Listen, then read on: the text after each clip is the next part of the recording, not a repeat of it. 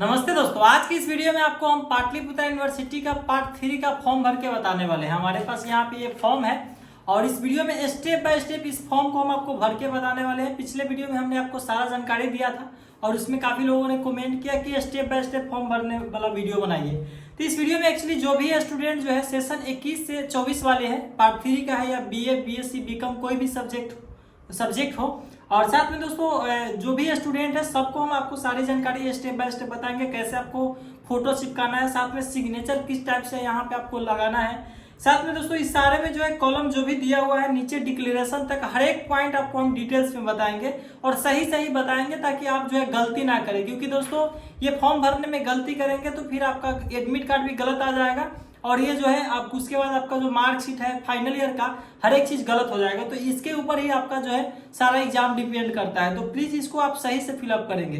तो चलिए दोस्तों, बिना देरी के वीडियो स्टार्ट करते हैं। उससे पहले वीडियो अच्छा लगे लाइक कर दीजिएगा और अपने उन दोस्तों में जरूर शेयर कीजिएगा जो लोग जो है पार्ट 3 का फॉर्म भरना चाहते हैं और पाटलिपुत्र यूनिवर्सिटी में पढ़ाई कर रहे हैं किसी भी कॉलेज से, ताकि उनको भी सही जानकारी मिल जाए। और चैनल पे पहली बार आए तो सब्सक्राइब करके साथ में बेल आइकन प्रेस करके ऑल कर दीजिए ताकि इस तरह का जो लेटेस्ट अपडेट है सबसे पहले आपको मिल सके। तो इस फॉर्म को हम आपको लाइव भर के दिखाते हैं स्टेप बाय स्टेप जानकारी।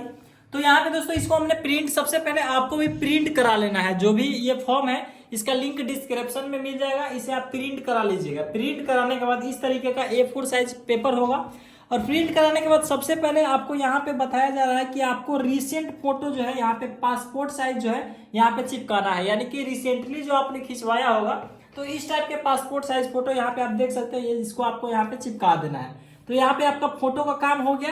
तो ये दोस्तों रिसेंटली फोटो देखिए, क्योंकि यही फोटो आपका मार्कशीट पे भी रहेगा, सर्टिफिकेट पे भी रहेगा। उसके बाद दोस्तों यहाँ पे आपको रिसेंटली का सिग्नेचर चिपकाना। देखिए यहाँ पे आप सिग्नेचर इसलिए नहीं कर सकते, ऑलरेडी यहाँ पे टेक्स्ट लिखा हुआ है। तो यहाँ पे आपको सिग्नेचर चिपकाना है और ये क्या होगा, जब आप सिग्नेचर चिपकाएंगे तो इसी को जो है कॉलेज के द्वारा स्कैन करके वेबसाइट पे अपलोड किया जाएगा, जो आपके मार्कशीट हर एक जगह आएगा। तो इस तरीके से दोस्तों यहाँ पे हमने सिग्नेचर व्हाइट पे कर दिया है और ये आपका सिग्नेचर चिपक गया है। यहाँ पे ये दो काम आपका क्लियर हो गया। अब आ जाइए दोस्तों यहाँ पे स्टेप बाय स्टेप जानकारी की तरफ। तो यहाँ पे सबसे पहले दोस्तों यहाँ पे जो है आपसे पूछा जा रहा है टाइप ऑफ एग्जाम। तो टाइप ऑफ एग्जाम में क्या भरना है ये समझ लीजिए। इसको आप हटाते हैं, ये तो दोनों आपने समझ लिया। टाइप जो है आपको सबसे ऊपर में फर्स्ट लाइन, ये दोस्तों ये गलती किसी को नहीं करना है। सबसे फर्स्ट आपसे पूछा जा रहा है टाइप ऑफ एग्जाम, तो इसमें आपको क्या डालना है ये समझ लीजिए। इसमें ज्यादातर लोग गलती कर दे रहे हैं। गलती क्या कर रहे हैं, कुछ भी अपने मन से आप नहीं लिख सकते हैं। तो यहाँ पे आपको लिखना है, जैसे ग्रेजुएशन का ये फॉर्म है तो हम आपको बता रहे हैं पार्ट 3 के बारे में। तो ग्रेजुएशन में दोस्तों आपको UG होता है, रेगुलर लिखना पड़ेगा यहाँ पे टाइप एग्जाम में। जो लोग जनरल है, वोकेशनल है, सबका अलग अलग लिखिए। अभी ऐसे तो हम आपको UG का ही बता रहे हैं। UG का मतलब होता है अंडर ग्रेजुएट। तो यहाँ पे आपको लिखना क्या पड़ेगा, U, यहाँ पे आप U लिख दीजिएगा और G यहाँ पे लिख दीजिएगा। उसके साथ आपको जो है यहाँ पे रेगुलर लिख देना है, यानी कि आप रेगुलर में है तो आपको REG यहाँ पे लिख देना है। UG रेगुलर आपका एग्जाम यहाँ पे टाइप अप हो गया। ये दोस्तों हम कैसे आइडेंटिफाई किए थे, क्योंकि पिछले बार का जो हमने फॉर्म भरा था उसका डिटेल्स भी हमने देखा है। तो यहाँ पे वहां पे यही चीज भरा हुआ है। तो जो भी चीज है हम क्लियर यहाँ पे बहुत सारे चीजों से रिसर्च करके आपको बताया है। तो यहाँ पे UG रेगुलर तो यहाँ पे आप डाल दीजिएगा। अब यहाँ पे आ गया आप दोस्तों college name with code 2 number में, थोड़ा सा ध्यान से देखिएगा। तो दोस्तों आपके पास कोई भी चीज होगा, आपके कॉलेज का आइडेंटिटी कार्ड होगा, रजिस्ट्रेशन कार्ड हो या रजिस्ट्रेशन स्लिप हो, एडमिशन फॉर्म हो, कुछ भी हो, सब पे कॉलेज का नाम लिखा होगा। कॉलेज का नाम के साथ ही कोस्ट में जो है कॉलेज का कोड भी लिखा होता है। थोड़ा सा यहाँ पे हमारे पास एक फॉर्म है तो आप देख लीजिए। यहाँ पे आपको देखिए कॉलेज का नेम के साथ यहाँ पे कोस्ट में कोड लिखा हुआ है। जैसे आप देख लीजिए कॉलेज ऑफ कॉमर्स का 2 से 5 है तो लिखा हुआ है। तो आपको उसी तरीके से यहाँ पे कोस्ट में क्या करना है, यहाँ पे जैसे हम 205 लिख देते हैं और यहाँ पे कोस्ट में घेर देते हैं और यहाँ पे कॉलेज ऑफ कॉमर्स यहाँ पे लिख देंगे, यानी कि कॉलेज का नाम लिख देंगे पूरा। अपने आइडेंटिटी साफ साफ अपने देख लीजिएगा, जो भी आपके पास डॉक्यूमेंट होगा हर एक डॉक्यूमेंट पे लिखा होगा कॉलेज का नाम, तो कोड के साथ डाल दीजिएगा आप अपने कॉलेज का। अब दोस्तों यहाँ पे आप 3rd नंबर में दोस्तों कोर्स नेम पूछा जा रहा है। तो कोर्स नेम में यहाँ पे आपको गलती बिल्कुल नहीं करना है।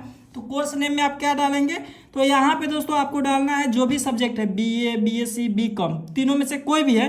तो यहाँ पे जैसे जो लोगों का BA है तो यहाँ पे आप क्या डालेंगे, B.A, BA, और BSc होगा तो BSc। और उसके बाद दोस्तों यहाँ पे BA डाल के और कोस्ट में ऑनर्स डालना है, यानी क्योंकि अपने ऑनर्स पेपर के लिए आपने BA कर रहे हैं। तो यहाँ पे HO NS इतना लिख देना है और कोष्ट में घेर देना है। उसके बाद यहाँ पे जो भी फॉर्म भर रहे हैं जैसे पार्ट 1 पार्ट 3 तो यहाँ पे पार्ट 3 लिख देना है, PART पार्ट 3 इस तरीके से। यानी कि जिसका BSc हो तो BSc honours part 3, BCom honours part 3, तो ये काम हो गया। तो यहाँ पे जो है आपसे पूछा जा रहा है कोर्स के बाद जो है ईयर या सेमेस्टर, तो आपका जो है ईयर ही होगा क्योंकि दोस्तों सेमेस्टर वाइज तो दूसरे लोगों का एग्जाम होता है। तो आपको सबसे पहले पार्ट 3 लिख देना है, जो लोग पार्ट 2 है जो भी है वो डाल के, और यहाँ पे दोस्तों आपको कोस्ट में जो है सेशन लिख देना है। जैसे 21 से 24 है तो 2021 और यहाँ पे 24 लिख देना है ऐसे, तो ये आपका हो जाएगा मतलब पार्ट 3 और सेशन हो जाएगा। तो ये आपका कंप्लीट हो। तो यहाँ पे जो है आपको ईयर और सेमेस्टर डालने के बाद यहाँ पे सब्जेक्ट डालना है। तो सब्जेक्ट में यहाँ पे आपका जो ऑनर्स पेपर है वो डालना है, ना कि सारा सब्जेक्ट यहाँ पे डालना है। तो ऑनर्स पेपर सबका अलग अलग हो सकता है, ज्योग्राफी ऑनर्स हो, कोई अकाउंट में है तो अकाउंटिंग ग्रुप हो गया, उसके बाद सबका अलग अलग ऑनर्स पेपर हो सकता है, ज्योग्राफी ऑनर्स, हिंदी ऑनर्स, जो भी है आप यहाँ पे ऑनर्स पेपर का नाम लिख दें। अगर हिंदी है तो HIND हिंदी, और यहाँ पे कोस्ट में ऑनर्स लिख देना है। तो आप अपना सब्जेक्ट यहाँ पे लिख दीजिएगा, ऑनर्स पेपर का नाम। अगर 2 ऑनर्स पेपर है तो दोनों आप लिख सकते हैं। उसके बाद यहाँ पे अब आपका रजिस्ट्रेशन नंबर मांगा जा रहा है। तो रजिस्ट्रेशन नंबर दोस्तों आपके जो है कॉलेज के आइडेंटिटी कार्ड पे भी लिखा होगा, साथ में दोस्तों आपके पास पार्ट 2 पार्ट 1 जो भी फॉर्म है उस पर भी दोस्तों आपको जो है आपका रजिस्ट्रेशन नंबर लिखा रहता है। जो भी डिटेल्स है सब आपके पास होगा ही ऑलरेडी। तो रजिस्ट्रेशन नंबर यहाँ पे डाल दीजिएगा आप अपना जो कॉलेज का है। उसके बाद दोस्तों आपको अपना रोल नंबर डालना है। तो रोल नंबर में भी गलती नहीं करना है। रोल नंबर दोस्तों जो आपके कॉलेज का रोल नंबर है, अभी आप क्लास कर रहे हैं तो कॉलेज का रोल नंबर जो है आपके एग्जाम पिछला फॉर्म जो आपने भरा होगा, यानी कि पार्ट 3 का पार्ट 2 का, चाहे एडमिशन फॉर्म जो आपने भरा होगा उस पर आपको जो है कॉलेज का रोल नंबर होगा। तो रोल नंबर डाल दीजिएगा यहाँ पे। और यहाँ पे डालने के बाद दोस्तों याद रखिए एक और चीज, ये क्लास का रोल नंबर नहीं डालना है, ये इन कॉलेज का जो रोल नंबर होता है यूनिवर्सिटी वाइज, जिससे आपने पार्ट 2 का जो आपने रिजल्ट डाउनलोड किया होगा तो वो सब में भी आपको रोल नंबर लिखा होगा, चाहे पार्ट 1 का। तो ये आप दोस्तों यूनिवर्सिटी वाला रोल नंबर डालिएगा, ना कि कॉलेज वाला, ये ध्यान रखना है। उसके बाद दोस्तों अब आपको यहाँ पे जो है कैंडिडेट का नाम डालना है। ये दोस्तों आप जो भी आपका स्पेलिंग है ये आप अपना डाल दीजिएगा। उसके बाद फादर्स नेम डाल देना है। जैसे फादर्स नेम डालने के बाद यहाँ पे फादर्स नेम लिख दीजिएगा, जो भी है जो भी नाम है, जैसे राम कुमार है जो भी है आप डाल दीजिएगा। जैसे आप राम कुमार ही पिता का नाम है, तो आप एग्जाम्पल के लिए बता रहे हैं तो यहाँ पे डाल दीजिएगा। और ऐसे करके छोटा सा, और फिर आपको माता का भी नाम लिखना है, मदर्स नेम। तो मदर्स नेम भी आपको लिख देना है, जैसे सीता है तो सीता डाल देंगे। तो इस तरीके से दोस्तों दोनों नाम एक ही में कर देना है, माता का भी नाम और पिता का भी नाम। अब दोस्तों यहाँ पे आप कैटेगरी आ गया। तो कैटेगरी में दोस्तों क्या है, सब लोग अलग अलग कैटेगरी से आते हैं। तो कैटेगरी में दोस्तों कोई जो है जनरल से आते हैं, कोई OBC से आते हैं, सबका अलग अलग कैटेगरी हो सकता है। तो कैटेगरी हम आपको बता देते हैं और सब कैटेगरी। तो यहाँ पे आपको दोस्तों यहाँ पे BC1 BC2 सबका अलग अलग होता है। तो यहाँ पे आपको जो है कैटेगरी लिख देना है। जैसे मान लीजिए जो ST SC से आते हैं तो ST लिख देंगे, अगर SC से आते हैं तो SC लिख देंगे। और देखिए दोस्तों अगर यहाँ पे क्या है कि आप अगर OBC डालते हैं तो अब दोस्तों यहाँ पे आपको सब कैटेगरी में दोस्तों BC1 या BC2 डाल सकते हैं, लेकिन आपको यहीं पे डालना है, इसको आपको छोड़ देना है। क्योंकि ये जो है जब फॉर्म भरते हैं उस समय, जैसे हम आपको यहाँ पे एक फॉर्म दिखा रहे हैं तो आप यहाँ पे देख सकते हैं ये कैटेगरी और सब कैटेगरी डालना है, जिसमें BC1 लिखा हुआ है और यहाँ पे सब कैटेगरी में नॉट अप्लीकेबल लिखा हुआ है। इसका मतलब क्या होता है कि जैसे अगर OBC डालेंगे तभी यहाँ पे BC1 BC2 आएगा ऑप्शन। तो इसको आपको छोड़ देना है सब कैटेगरी को। यहाँ पे आप अपना कैटेगरी डाल दीजिएगा, जनरल OBC ST SC जो भी है। और रिलीजन दोस्तों यहाँ पे देख लीजिए, आप अपना हिंदू मुस्लिम जो भी है आपको डाल देना है, HINDU हिंदू तो डाल देना है। उसके बाद दोस्तों यहाँ पे नेशनलिटी और डोमिसाइल है। तो दोस्तों नेशनलिटी मतलब यहाँ पे इंडियन डाल देना है सबसे पहले, और यहाँ पे फिर से ऐसे कर देना है ऐसे। और यहाँ पे डोमिसाइल आपको कौन से स्टेट से है तो वो भी डालना पड़ेगा। जैसे बिहार से है तो BIHAR बिहार लिख देना है।